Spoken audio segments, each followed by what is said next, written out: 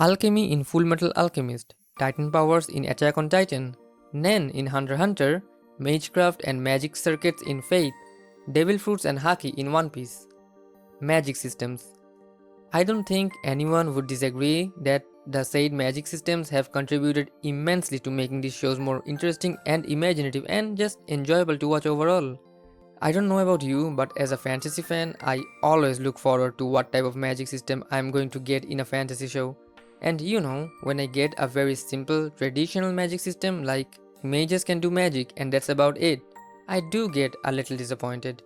Not saying the show can't be good with a simple magic system, but you have to admit that an intricate magic system having its own rules and nuances makes the world more interesting to follow. And the world's imagination and creativity, which fantasy is mainly known for, can also be showcased through various magic systems within that show.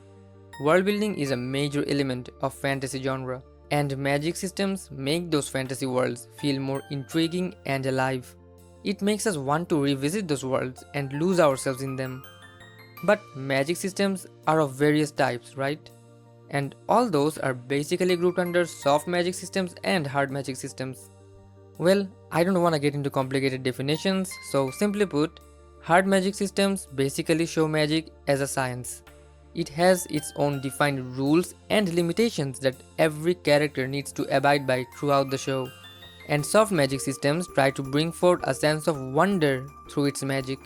It doesn't bind the magic in any specific rules and keeps it pretty vague. Now, there is no good or bad type of magic system, as they both have their own strengths and appeals. Hard magic systems allow the audience to slowly figure out how that magic functions and make them more invested in that world.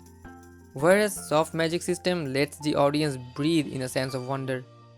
But it seems like stories with the most memorable magic systems always tend to incorporate both and create a balance between hard and soft magic systems. Even best-selling author of Mistborn and Stormlight Archive series, Brandon Sanderson, says that hard and soft magics are two extremes in the spectrum of magic systems, and a story can lean towards one but should not completely lose the other. Anybody who has seen the animated series of Avatar: The Last Airbender would agree that its magic system is one of the best ever, and it contributed immensely in making the world of Avatar stand out. Now, if that magic system just said, well, people in this world can control 4 elements, and that's it, its world wouldn't be as amazing as it was in the show.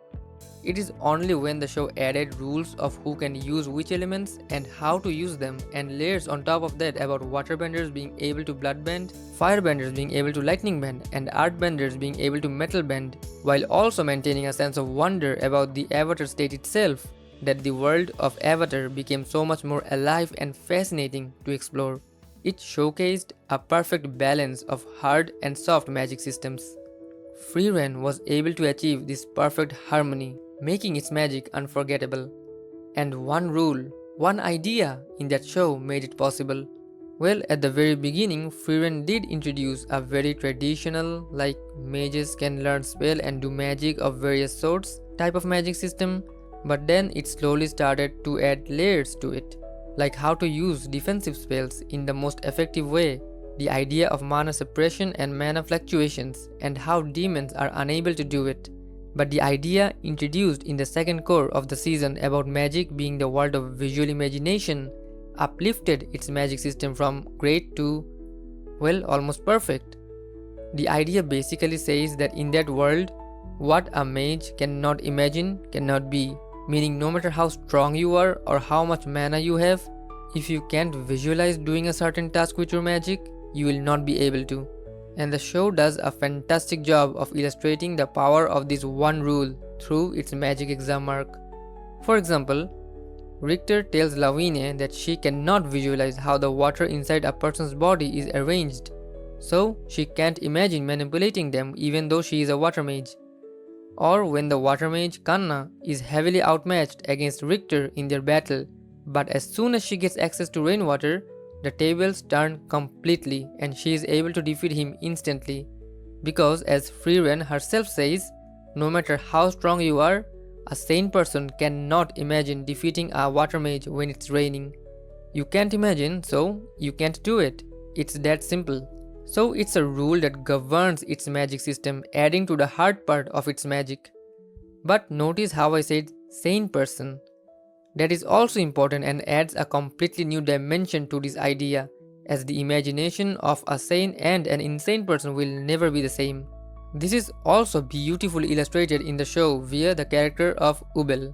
Ubel is insane, literally.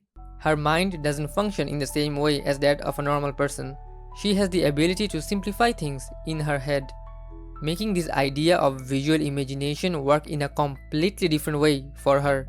When Ubel faces Zenze's replica, which is much more powerful than Ubel, we all just thought, man, this crazy chick's gonna get her ass whooped. And then guess what happened? Zenze manipulates her hair through mana. There are layers of mana imbued in her hair, which other normal mages can't even imagine to cut through. But our not so normal mage, Ubel, thinks of it as just hair, and hair is meant to be cut.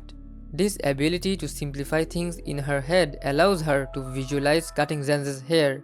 As she can visualize it, she can cut through it without breaking a sweat, defeating a much more powerful foe in a matter of seconds.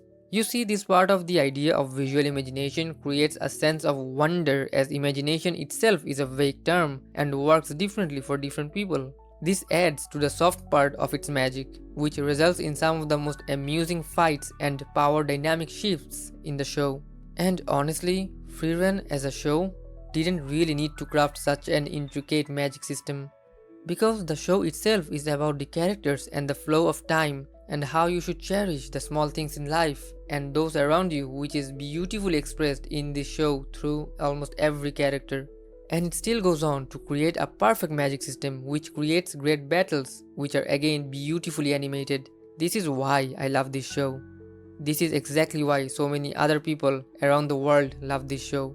And at the heart of that magic system is this one rule, that in magic, what cannot be visualized cannot be, which adds layers to Frieren's magic system, adding elements of both hard and soft magic, and creating a perfect blend between the two, making its magic system so much more charming and fascinating, enough to inspire me to make a video about it at least. So I hope you enjoyed the video and see you in the next video.